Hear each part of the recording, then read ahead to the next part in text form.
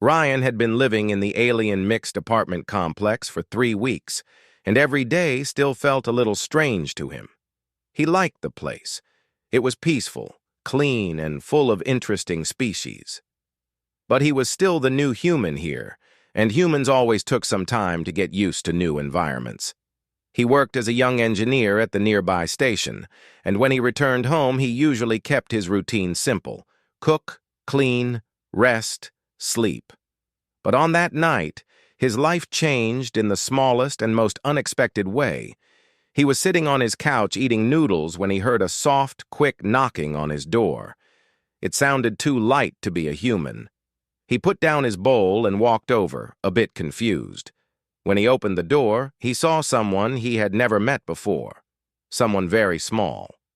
Standing at his doorway was his tiny neighbor, a young alien girl with cat-like ears, soft fur on her cheeks, and a tail that swayed nervously behind her. She looked about the height of a child, but her eyes showed she was older. Her species was known to be miniature compared to most humanoids. Her name was Lyra. He had seen her name on the neighbor list, but they had never spoken until now. She looked up at him with wide, bright eyes and said in a hurried voice, "Human, I need milk. Do you have milk? I need real milk. Right now." Ryan blinked. Of all things she could have asked for, milk was not what he expected. "Milk?" he repeated. Yeah, I have milk." Before she could explain more, he rushed back to the fridge. He didn't want to keep her waiting. He grabbed a cold milk carton and brought it to her proudly. But the moment she saw the carton, her ears flattened down, and her tail puffed like she was offended. She crossed her arms and gave him a disappointed look. "What is this? Why would you bring that?" Ryan froze, confused. "It's milk. The carton says milk." "That is human milk," Lyra complained, her tone sharp but not truly angry. "You think I asked for that? My kind does not drink that kind of milk." Ryan stared at her, his mind blank. He had no idea what she meant. He thought milk was just milk, but her expression made it clear that he had completely misunderstood. Lyra let out a small, frustrated sigh and covered her face with both hands. Then she lowered them and tried to speak calmly. "My species needs fresh energy milk. It is not food. It is a nutrient. It cannot come from a box." "Oh," Ryan said softly, feeling embarrassed. "I'm sorry, I didn't know. I thought, well, milk is milk." "Milk is not milk," she said, stomping her tiny foot. But a moment later, she looked even more embarrassed by her own outburst. Ryan felt bad. He never liked making someone upset, especially over something so small. He crouched down to her level and said gently, "If you tell me what you need, I'll help you. I didn't mean to get it wrong." Lyra opened her mouth to respond, but suddenly the lights in the hallway flickered. The apartment building trembled slightly, and for a second, everything went dark. When the lights came back on, Lyra looked worried. Her ears twitched, and she pulled her small arms close to her chest. "That's the second time today," she whispered. "Something is wrong with the district power grid." Ryan looked down the hallway. A few residents peeked out of their doors, checking the situation. The air felt colder than usual. The heating system was also connected to the main grid. If the power weakened, smaller species like Lyra could be in trouble. They were sensitive to cold and needed warmth and nutrient milk to keep their bodies stable. Ryan turned back to her. She was standing awkwardly, her tail curling around her legs. She looked like she wanted to stay strong in front of him, but her shivering gave her away. He crouched again. "Hey, are you okay?" "I'm fine," she said quickly. Too quickly. He didn't believe it. Her ears drooped slightly, and her breathing was uneven. She looked cold, weak, and maybe even embarrassed. He didn't want to push her, so he spoke softly. "Tell me what kind of milk you need. I'll help you make it." Lyra looked surprised. "You will? But Humans don't bother with things like this. My species is small. We are often ignored. Well, Ryan shrugged. I'm not ignoring you. Something in her face changed. She seemed taken aback, as if no one had said something like that to her before. Her ears lifted slightly, and she nodded. Okay. If you want to help, come inside. Ryan didn't expect that, but he followed her into her small apartment. Everything inside was tiny. Tiny shelves, tiny lamps, tiny furniture. He felt like a giant, and he had to move carefully so he wouldn't break anything. Lyra went to her kitchen cabinet and opened a small storage container. Inside were 3 small crystal pods filled with different colored liquids. She pointed to them. These are the ingredients, she said, but they must be mixed in the right balance. My hands are shaking, so I cannot do it well right now. Ryan gently took the container. How do I mix them? She explained the order and the amounts. Ryan listened carefully. Then he began mixing the liquids into a small cup that looked more like a thimble in his large hand. Lyra watched him closely, her tail swaying nervously.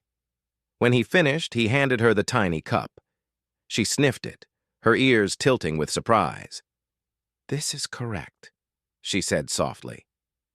You did it exactly right. Ryan smiled. Good. Drink it slowly. She did. Within a few minutes, some color returned to her cheeks. Her ears lifted again and her tail no longer curled tightly.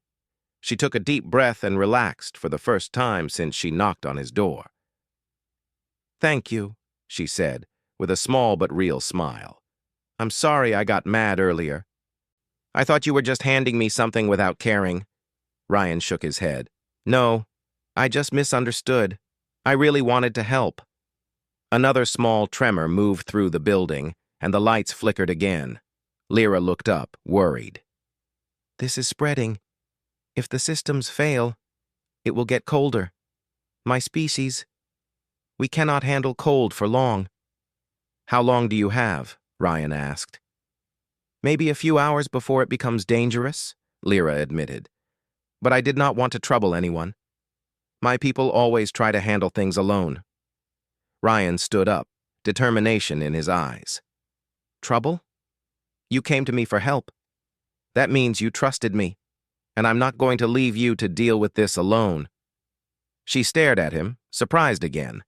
Humans were known for many things: strength, stubbornness, loud voices, and messy cooking. But they were also known for something else: loyalty. When a human decided to help someone, they did it fully. You really mean that? Lyra asked. Yeah, Ryan nodded. I'm your neighbor. That means something. She looked away, trying to hide a shy smile, but her tail betrayed her emotion as it swayed happily. She quickly tried to regain her serious expression. I should warn you, she said. The power issue is not small. The energy stabilizer in the lower floors might be failing. If it shuts down, it could take hours or days to bring it back. Many small species will be at risk. Then we should check it out, Ryan said. Lyra's eyes widened. You want to go there? It's cold and dark, and dangerous. Someone has to, he replied, and I'm not letting you go alone. She opened her mouth to argue, but she couldn't find a reason to stop him. Part of her felt scared, part of her felt grateful, and part of her felt something warm she didn't fully understand. Ryan looked around her apartment. Until then, stay warm. Do you have blankets? She nodded. He helped her wrap herself in them, making sure she was comfortable. She watched him with a soft expression, her earlier anger completely gone. Ryan, she said softly, thank you. Again. Anytime, he said. If you need anything, milk, warmth, help, just knock. She laughed a tiny laugh. I will, but next time, not the human Carton kind. Ryan laughed too. Deal. But as he prepared to leave, the lights dimmed again, even lower than before. The hallway outside looked nearly dark. Lyra's ears twitched with fear. Ryan placed a calm hand near her tiny shoulder. "I'll figure this out," he said. She nodded, trusting him more than she expected. As Ryan stepped out into the flickering hallway, Lyra watched him go with a mix of worry and hope.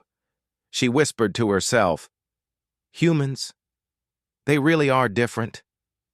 And for the first time since moving in, Ryan felt like he had a real reason to be part of this building. He wasn't just a resident anymore. He was someone's help, someone's support, someone's friend. The power flickered again, and Ryan quickened his pace. The crisis was only beginning. And he had a feeling the small cat-girl neighbor who asked for milk would soon need him more than ever. Ryan moved down the dim hallway with careful steps.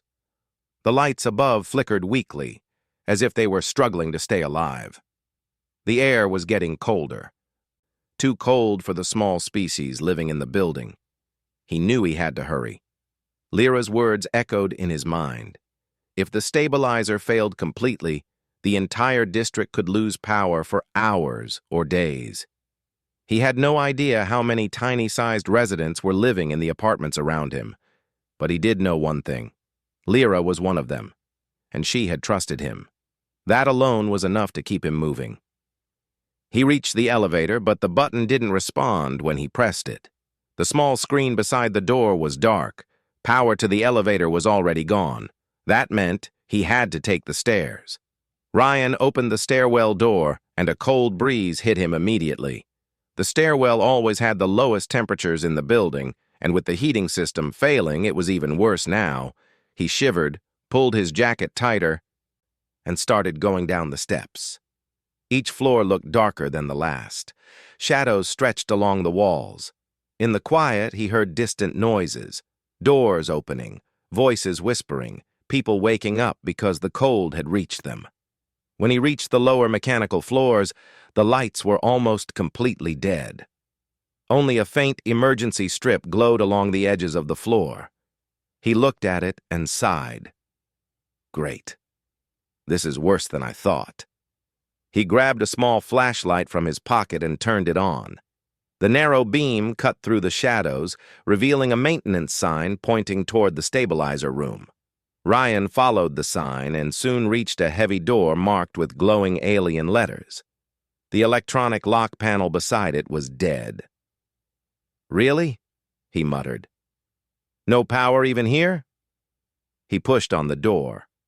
To his surprise, it opened slightly. The emergency backup must have forced it into safety mode. He squeezed through the opening and stepped inside. The stabilizer room was colder than anywhere else in the building. Machines hummed weakly, and a cluster of cables blinked with fading lights. The main stabilizer core sat in the middle like a tall metal pillar, but its surface was dull and pulsing irregularly, as if it was trying to breathe but couldn't. Ryan approached slowly and placed his hand on the panel. It vibrated weakly under his palm. "You're failing fast," he whispered to the machine. He found the control tablet connected to the stabilizer, but it was dark. No power. He tried to reset it manually, but nothing happened. He opened the side panel to see the wiring. Several wires were burnt. A small cooling tube had frozen over. The machine was trying to run without proper support. He exhaled sharply. This is not going to be easy. He thought about going back upstairs to get tools, but that would take too much time. And Lyra didn't have that kind of time. Neither did the other mini-species residents. He dug into his jacket pockets, searching for anything he could use. He found a small multi-tool, a portable wire patch, and a heat stick he used at work for emergency repairs. It wasn't much, but it was what he had. He crouched down beside the stabilizer and started working. Each moment felt heavy. Each second, the machine's heartbeat grew weaker. Above him, he thought he heard something, the faint sound of footsteps, but he focused on repairing the main connection first. Upstairs, meanwhile, Lyra was sitting on her small sofa wrapped in her blankets, trembling a little. The warmth from the earlier nutrient drink was fading. The cold in the building was creeping back. She hugged herself tightly and bit her lip. "Please be careful, Ryan," she whispered. She looked toward her door, hoping he would return soon, but she knew he wouldn't until he fixed the problem. She trusted him, but she also feared for him. The lower floors were dangerous, especially when the power was unstable. Machines could spark, metal pipes could freeze and burst. Even the air itself felt risky. Her ears twitched at every sound. She wanted to stay calm, but her heart beat fast. She wished she could help him, but she also knew she would only slow him down. Her body wasn't strong enough for such cold places. Her species wasn't built for dangerous missions, but a small part of her still wanted to be by his side. Down in the stabilizer room, Ryan worked with careful hands. He reconnected the first burnt wire, then used the portable patch to fix the second. He cracked the frozen cooling pipe gently and used the heat stick to melt the ice. The stabilizer gave a weak pulse of light in response. "That's it. Stay with me," he murmured like he was talking to a living thing. He stood up to check the power relay. As he reached for it, something moved behind him. He turned sharply. Lyra stood in the doorway, bundled in 2 blankets almost bigger than her entire body. Her small feet shook from the cold, and her eyes were watery. But she had made it all the way down.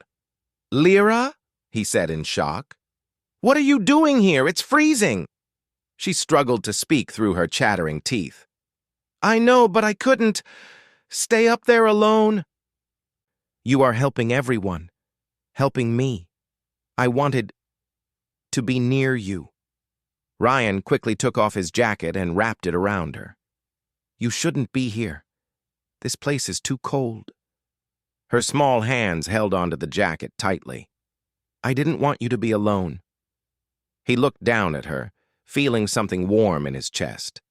This little alien girl, so tiny and fragile, had pushed herself into danger just to stay with him. Humans always admired courage, no matter the size. "Okay," he said softly. "If you're going to be here, stay close to me.